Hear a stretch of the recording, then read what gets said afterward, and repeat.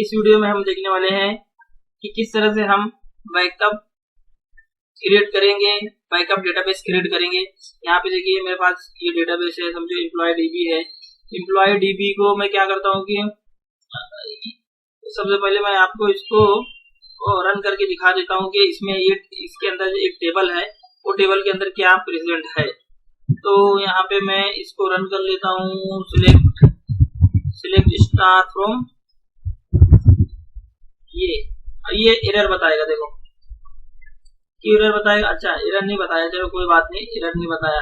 नहीं तो यहाँ पे क्या होता कि यूज, यहाँ पे ये लिखना पड़ता पहले कि यूज एम्प्लॉय डीबी, क्योंकि यहाँ पे आप देखेंगे तो मास्टर सिलेक्ट है, तो एम्प्लॉय डीबी लिखते हैं, उसके बाद में एरर नहीं बताता।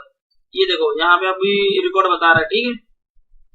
तो रिकॉर्ड बता रहा है, तो रिकॉर्ड बताने के बाद में हम ये चाहते हैं कि ये इसके अंदर जो डेटाबेस है, डेटाबेस के अंदर जो भी टेबल है, जो भी व्यूज है, अभी तो कुछ भी व्यूज नहीं है, सिस्टम का व्यूज है। और उसके बाद में जो भी है इसका ट्रिगर है, फंक्शन है, प्रोसीजर है, सारा का सारा क्या हो जाए, बैकअप फाइल में स्टोर हो जाए। फॉर एग्जांपल यहाँ पे देखो ये दो पाथ रहता है। ये पाथ में आपको मिलेगा जो डेटा के अंदर है, जो सी प्रोग्राम फाइल में रहता है।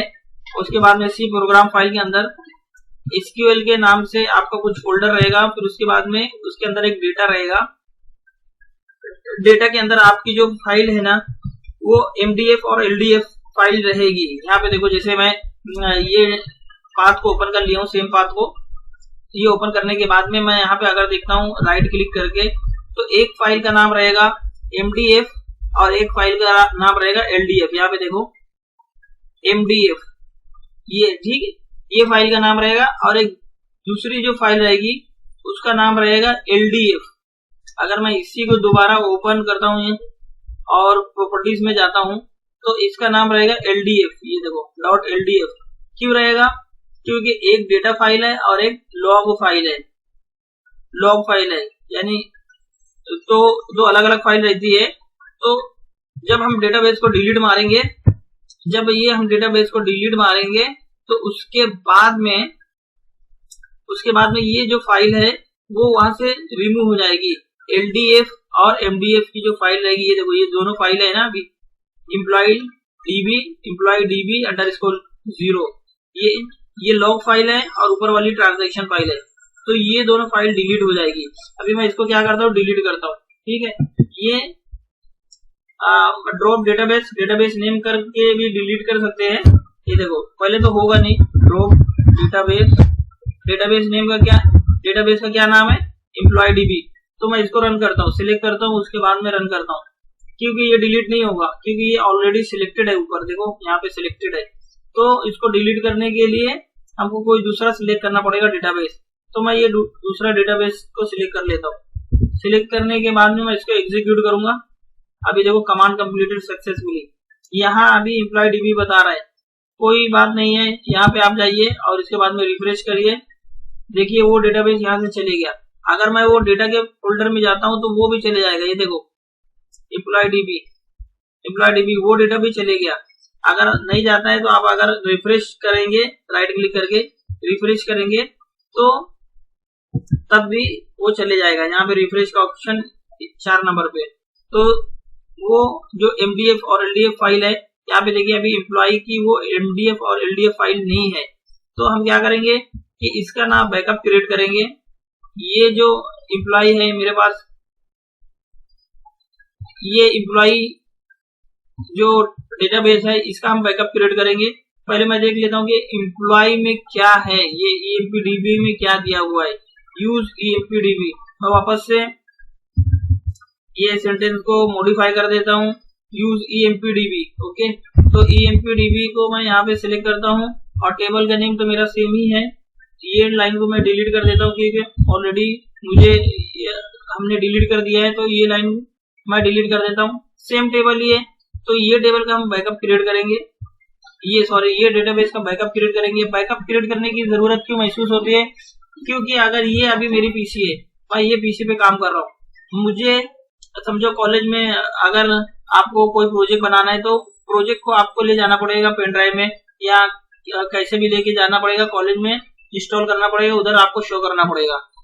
एक तो ये होता है। दूसरा ये कि आप कोलैबोरेशन करते हैं, प्रोजेक्ट बनाते हैं। अगर आप कॉलेज में नहीं है तो कोलैबोरेशन करते हैं, आप अपने फ्रेंड के थ्रू, कलीग के थ्रू कुछ प्रोजेक्ट बना रहे हैं, तो डेटाबेस को एक जगह से दूसरे जगह, दूसरे कंप्यूटर में, दूसरे लैपटॉप में चेक करने की जरूरत होती है कि वो वर्क हो रहा है कि नहीं। तो उसके लिए बैकअप फाइल क्रिएट करना पड़ता है।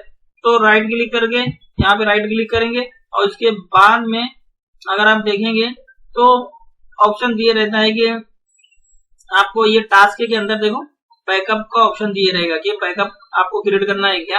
तो बैकअप क्रिएट करने के बाद में हम बोल देंगे हाँ चलो बैकअप क्रिएट तो करना है। तो ये डेटाबेस है, ये डेटाबेस है, और उसके बाद में ओके कर देंगे। हम ओके करेंगे, ये ऑटोमेटिकली सिलेक्ट है। यहाँ पे डेटाबेस कौन सा सिलेक्ट है, ये देखो EMPDB। इसका फुल बैकअप टाइप रहेगा, मतलब जो भी है टेबल है, व्यूज है, प्रोसीजर है, फंक्शन है, ट्रिगर है, सारा का सारा बैकअप फाइल में स्टोर हो जाएगा। तो यहाँ से आप क्या देखेंगे कि ये देखो ये जो है बैकअप के अंदर जो है ना ये EMPDB करके से हो जाएगा। कहाँ पे से होगा, देखो बैकअप के अंदर। यहाँ पे मैं दिखा देता हूँ आपको कि दो फोल्डर है, यहाँ तक का जो दोनों है ना वो सेम है, यहाँ तक का।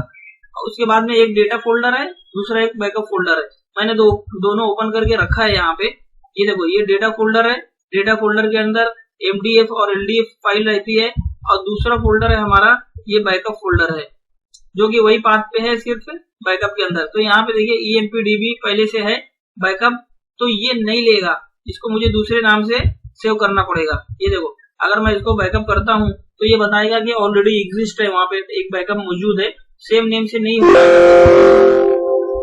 बैकअप तो सक्सेसफुली क्रिएट हो गया है, लेकिन क्यों हुआ है मैं आपको दिखा देता हूँ कि क्यों हुआ है। अगर मैं यहाँ पे रिफ्रेश करूंगा, रिफ्रेश करता हूँ, तो ये जो फाइल है अभी देखिए, ये जो फाइल है आज की डेट में बैकअप हुई है। देखो आज की डेट में बैकअप हुई है। इसको क्या कर दिया है उसने, ओवरराइट कर दिया है, ओवरराइट करके बैकअप क्रिएट कर दिया है। अगर मैं ये फाइल को डिलीट कर देता हूँ, चलो ये फाइल को मैंने डिलीट कर दिया, अभी अगर फाइल नहीं रहेगी वहां पे तब भी बैकअप क्रिएट हो जाएगा। Let's right click on this database and go to task. Under task you will find here backup option. तो click on this backup option. Now you can select your database and backup type already selected as a full. Now here we can click on this OK button. This path shows that where your backup will store. Okay, backup file कहाँ पे store हो जाएगी वो ये file बता रहा है, ये पाथ जो है फाइल का वो बता रहा है। ओके करेंगे, ओके करने के बाद ये देखो backup of database successfully created.